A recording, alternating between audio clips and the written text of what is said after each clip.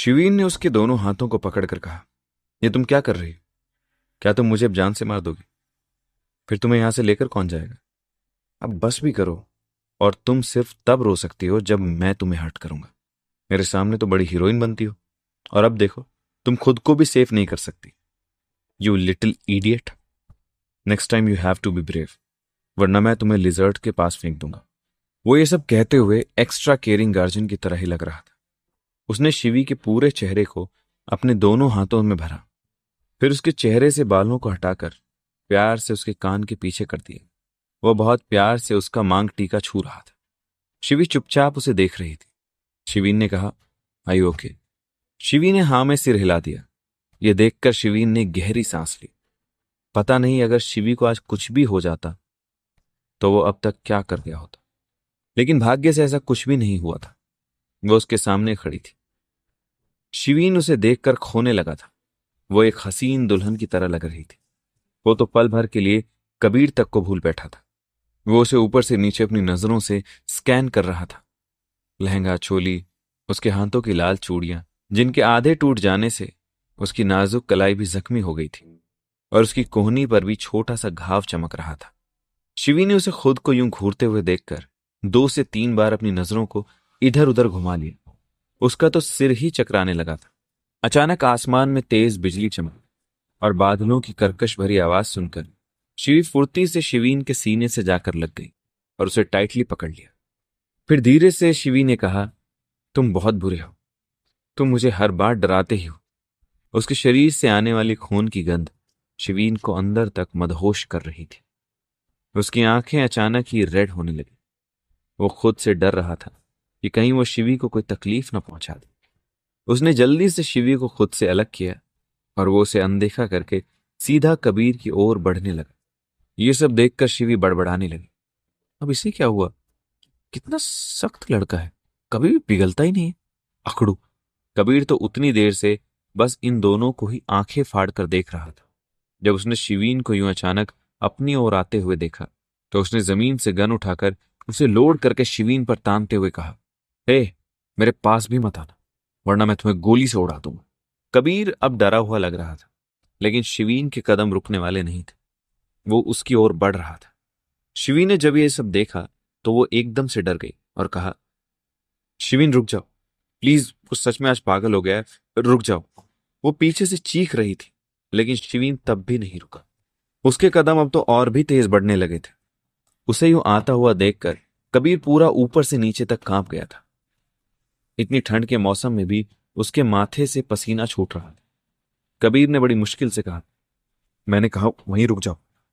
उससे तो डर के मारे गोली चल ही नहीं रही, इसलिए वो अब अपने ही स्टेप बैक करने लगा था। अब भी उस स्क्रीन पर पंडित जी बेचारे शादी संपन्न के लिए मंत्र पढ़ रहे थे। कबीर के पैर किसी चीज से जा टकराए, जिससे वो थोड़ा लड़खड़ा गया और उसका एक पैर पीछे हवन कुंड के पास चला गया। आज तो कबीर का उस आग में ही स्वाहा हो जाता। तभी शिवीन ने उसका एक हाथ पकड़कर उसे अपनी ओर खींचा। कबीर की दोनों आंखें अब भी बंद थी। शिवीन उसे इतनी आसान मौत नहीं मरने दे सकता। शिवीन ने घुराते हुए कहा, कबीर, क्या तुझे मेरी कोई भी वार्निंग समझ नहीं आती? उसकी इस कठोर आवाज से कबीर होश में आया और उसने अपनी आंखें खोलकर कहा, शिवीन राजन, तुम उसे इस तरह से डरा धमकाकर अपने पास नहीं रख सकते। शिवीन ने कबीर को अपने नजदीक किया और कहा, ओह, तो तुम ये सब उसे खुश करने के लिए कर रहे थे। आज तुम्हें मैं सीधा परलोक पहुंचा दूंगा। तू बस देख मैं तेरे साथ अब क्या करता हूं। इसके साथ ही कबीर के गालों पर उसने एक के बाद एक खतरनाक तमाचे जड़ दिए। शिवीन ने गरज कर कहा, I will kill you bastard. तुम्हारी हिम्मत भी कैसे हुई उसे चोट पहुंचाने की? तो तुम इस तरह से उसकी मर्जी के खिलाफ उससे शादी करने वाले थे? How dare you Kabir. Kabir ने अपने गालों को रब करते हुए गुस्से में कहा, और रियली, तो क्या तुम उसे उसकी मर्जी से लेकर गए थे? तुम खुद को इतना भी महान मत समझो लूजर। ये सब सुनकर शिवीन एक सेकंड के लिए तो सोच में ही पड़ गया, क्योंकि वो भी तो शिवी को टॉर्चर ही करता है। लेकिन फिर भी वो हक था उसका। आखिर ये होता कौन है उसे ये सब बताने वाला? शिवीन फिर से कठोर हो गया और बेपरवाह होकर कहा, ऑफ कोर्स। कबीर ने सख्त होकर कहा, अच्छा, तो क्या तुम एक हेल दाना हो? ये सब सुनकर और देखकर शिवी ने अपने दिल की धड़कनों को थामकर खुद से ही कहा, कबीर तो गया। वो चुपचाप उसी जगह पर सिकुड़ कर खड़ी हुई थी, क्योंकि वो कुछ कहती तब भी उसे सुनने वाला यहां कोई भी नहीं था। इससे तो बेटर है कि वो चुप ही रहे, कम से कम सहन शक्ति तो बची रहेगी। शिवीन ने कबीर को घूर कर कहा, true, I am a king of hell and she is queen of my hello. ये सब सुनकर तो शिवी हड़बड़ाकर 2 कदम पीछे होकर खिसक गई और डर कर उसे देखने लगी। वहीं शिवीन ने और बातों में नहीं उलझते हुए कबीर को पकड़ पकड़ कर पीटना शुरू कर दिया। कबीर भी कहां चूकने वालों में से था। वो भी यूनिवर्सिटी से लेकर अब तक का अपना सारा फ्रस्ट्रेशन उस पर भर भर कर निकाल रहा था। इनका ये मुकाबला टक्कर का था। दोनों ही एक दूसरे को मार रहे थे। इनकी यहां इंसानों वाली नहीं, जंगली जानवरों वाली लड़ाई चल रही। चंदन की भीनी भीनी सुगंध के साथ अब बारूद की हल्की हल्की मात्रा भी घुल गई थी, जो धीरे धीरे यहां के वातावरण में फैलती जा रही थी। शिवीन ने कबीर के दोनों हाथों को पकड़कर उसके पीछे ले जाकर कमर से चिपका दिया। शिवीन ने उस स्क्रीन को घूर कर कहा, एक तो पता नहीं इस पर ये क्या तंत्र मंत्र बज रहे हैं। इसके साथ ही वो कबीर को खींचते हुए उस स्क्रीन के पास ले गया। शिवीन कबीर के हाथों को कसकर पकड़े हुए था और वो पंडित जी के मंत्र उच्चारण से ऊब गया था। उसने कबीर को खींचते हुए ही उस टैबलेट की तरफ अपने कदम बढ़ा दिए, जिससे कबीर भी उसको रोकता हुआ अपनी तरफ खींचने लगा था। इसी खींचातानी के चलते ही उन दोनों ने हवन कुंड के चक्कर काटकर पूरे 3 फेरे पूरे कर लिए थे। शिवी इस सीन को आंखें फाड़ फाड़ कर देख रही। उसने बहुत सीरियस होकर कहा, डेविल बस 4 सर्कल और फिर तुम दोनों ही हस्बैंड एंड वाइफ, नहीं, हस्बैंड एंड हस्बैंड, पूरे 7 जन्मों के लिए हो जाओगे। ऐसी सिचुएशन में भी वो नॉनसेंस बातों को करके सीरियस एक्सप्रेशन दे रही थी। उसकी आवाज सुनकर वो दोनों ही अपनी अपनी पोजीशन में पॉज हो गए, पर उनकी पहली नजर ही हवन कुंड पर चली गई। फिर उन्होंने तिरछी नजरों से शिवी को देखा, जो उन्हें देखकर अपने दांतों तले उंगली दबाकर हंस रही। फिर दोनों ने ही एक दूसरे को एक्सप्रेशनलेस होकर देखा और गंदी शक्ल बनाकर झट से एक दूसरे को धकेलते हुए दूर हो गए, जिससे कबीर का बैलेंस बिगड़ गया और वो थोड़ी दूर जाकर गिर गया था। शिवी ने सच में एकदम पोलाइटली इनकी गंदी वाली बेइज्जती कर दी, जिससे वो अब खुद ही डर रही थी। लेकिन शिवीन का गुस्सा आज शिवी पर नहीं, कबीर पर ही उतरने वाला था। उसने पहले तो स्क्रीन को उठाकर हवन कुंड में पटका, फिर उसने वापस कबीर को पकड़ लिया और उसे पीटना शुरू कर दिया।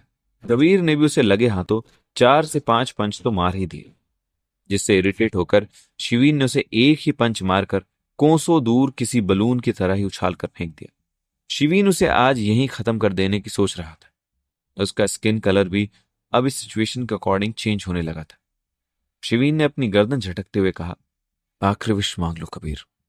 वो कबीर की तरफ कदम बढ़ाने लगा। कबीर ने हाथों को जोड़कर कहा, देखो मुझे मत मारो प्लीज, सॉरी। उसके माथे पर चोट लगने से खून बहने लगा था और यह देखकर तो अब शिवीन सच में ही अपना पूरा कंट्रोल खो रहा था। उसके हाथों की नसें खींचने लगी थी। शिवी ने पीछे से डरकर कहा, हे रुक जाओ डेविल, उसे जान से मत मारना प्लीज। शिवी सच में डर गई थी। वो शिवीन को अच्छे से जानती थी कि उसका गुस्सा बहुत डेंजरस होता है। वो खुद से बोली, अरे यार, उसको सबक सिखाने तक तो ठीक था, लेकिन उसे मारकर बेवकूफ खुद तो जेल जाएगा, साथ ही मुझे भी मरवा देगा, इडियट। शिवी दौड़ती हुई शिवीन के आगे जाकर कबीर की ढाल बनकर खड़ी हो। उसकी नजर शिवीन के काले चेहरे पर थी। वो सच में भयानक लग रहा था। उसकी लाल लाल आंखों को देखकर लगता था कि अभी इससे खून टपकने लगेगा। वो डर गई और नजर इधर उधर करने लगी। उसे इस तरह से कबीर का प्रोटेक्टर बना हुआ देखकर शिवीन की मुट्ठियां आपस में कस गईं और वो विदाउट ब्लिंकिंग उसकी तरफ बढ़ने लगा। ये सब देखकर तो शिवी ने अपनी आंखें ही बंद कर ली थी और वो तेज तेज सांस लेने लगी। जैसे ही उसने अपने बिल्कुल पास शिवीन को फील किया, उसने जल्दी से उसके चेहरे को अपने दोनों हाथों में भरकर कहा, देखो, जानवरों के साथ जानवरों वाला बर्ताव करके खुद भी एक जानवर नहीं बना करते शिवीन। इसके साथ ही उसने शिवीन के होंठों पर अपने होंठ रख दिए और वो उसे सॉफ्टली किस करने लगी। शिवी को इतनी जल्दी यही एक चीज समझ आई और उसे रोकने का इससे बेटर ऑप्शन तो कुछ हो ही नहीं सकता था। इश्क का नशा अब सर चढ़कर बोलने लगा था, जिससे बच पाना अब इन दोनों के लिए ही नामुमकिन था। शिवीन पूरी तरह से ठंडा पड़ गया था। उसकी आंखें चौड़ी हो गई थी और उसकी मुट्ठियां भी ढीली पड़ रही थी। वो शायद इस किस से खुद को ही भूल गया था। उसकी आंखों में नमी उतर कर आ गई थी। इस इश्क रूपी समंदर में वो बस डूबता ही जा रहा था। उसका गुस्सा, नफरत, फ्रस्ट्रेशन, सब कुछ इस एक एहसास से ही खत्म हो गया था। यहां तक कि उसे अब कोई खूनी महक भी नहीं मचला रही थी। शिवी अब भी अपनी आंखें बंद करके उसे डीप किस कर रही थी। उसकी धड़कन बुलेट ट्रेन की रफ्तार पकड़ रही थी और उसकी गर्म सांसें चढ़ उतर रही थी। शिवीन को अपने शरीर में पहली बार एक अजीब सी एक्साइटमेंट फील हो रही थी। उसके हाथ एकाएक ही शिवी की बॉडी को छू गए थे। उसकी छुअन को खुद पर फील करते ही शिवी को एक अजीब सी गर्माहट खुद पर महसूस हुई, जिसके चलते वो उसे अब और शिद्दत से चूमने लगी थी। उसके हाथ कभी शिवीन की नेक पर चल रहे थे और कभी उसके चेहरे पर और कभी उसके सिर पर। उसका ये फर्स्ट टाइम था जब उसने खुद से किसी को किस किया था, और शायद उसे पता भी नहीं था कि वो क्या कर रही है, लेकिन वो इस मोमेंट को पूरा एंजॉय कर रही थी। शिवीन भी अब और खुद को रोक नहीं पाया और उसने उसे कमर से खींचकर खुद के और करीब कर लिया, और वो भी उसे अपनी आंखों को बंद करके उसे पूरा सपोर्ट करने लगा। वो दोनों ही अब एक अलग ही सपनों की दुनिया में जी रहे थे, जहां इनके अलावा कोई तीसरा नहीं था।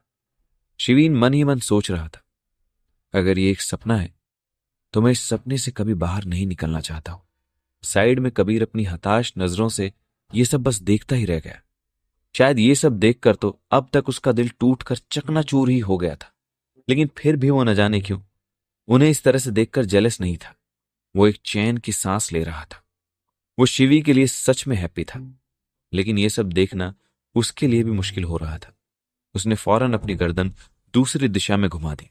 शिवी और शिवीन को इस तरह किस करते हुए पूरे 20 मिनट से ऊपर हो गया था, लेकिन इनकी इंटेंसिटी ऑफ किस थम ही नहीं रही। शिवीन जैसा सख्त लड़का भी धीरे धीरे अब फिसलने लगा था। शिवीन के हाथ जब भी उसकी सॉफ्ट सी स्किन को टच करते, उसकी बॉडी में एक हाई वोल्टेज करंट दौड़ने लगता। वो आज एक बार भी रूड नहीं था, वो बहुत जेंटल था। उसकी गर्म सांसों से इस पूरी जगह में अब गर्माहट फैल गई थी।